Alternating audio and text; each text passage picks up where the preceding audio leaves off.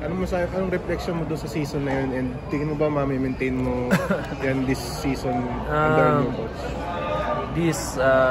Siyempre masaya ako sa outcome last season individually, pero as a team hindi pa rin nakamit yung goal namin eh. So yung goal talaga namin, lagi ko sinasabi, dapat hindi natin iisip yung semis, championship, dapat pasok tayo ng finals, kasi pag nangarap ka na nga lang doon pa sa mababa pa, libre lang naman, di angatin na natin yung pinakamataas na at least, di ba, pag iniisip mo yun, iba na yung mindset mo pagpunta ng practice, paano ka mag-extra work, paano ka trabahuin, di ba? So, for sure, this conference, bago na yung laro ko, kasi nga, usap kami ni Coach Jong, gusto niya ibang style of play naman yung so walang problema sa akin as long as makakatulong sa team. Gusto niya yung ball movement, mga ganon. So for sure nandyan pa rin yung mga pag-end game, pero pagdating sa first and fourth,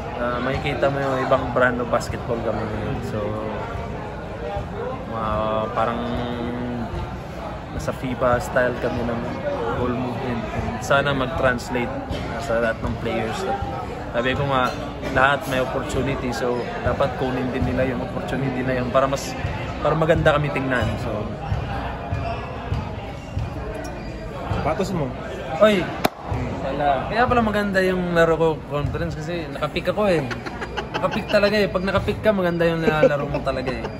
So since lumipat ako sa pick, di ba, nag-average ako ng ilang points pa yun. So dahil sa sapatos yan, for sure, di ba? Kung pangit yung sapatos mo, hindi ka makakalaro ng maayos, di ba? Yun, sasakit yung paa mo eh. Pero sa pick, ang ganda eh. Tapos sa December, pala may may signature din ako. So masaya ako, and hindi lang sa akin, sa ibang players din namin sa pick. Si Calvin, nandyan, may supportahan din natin siya.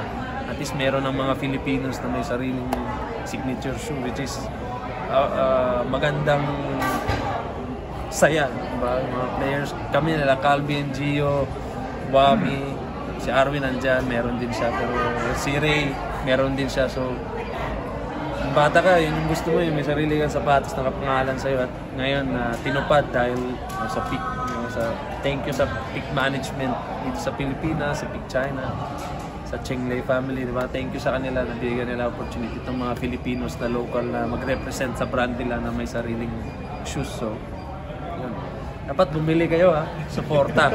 Ganoon naman yan eh. So anyways, thank you, and sana punta kayo sa December pa naman, so medyo matagal pa. Yun, thank you.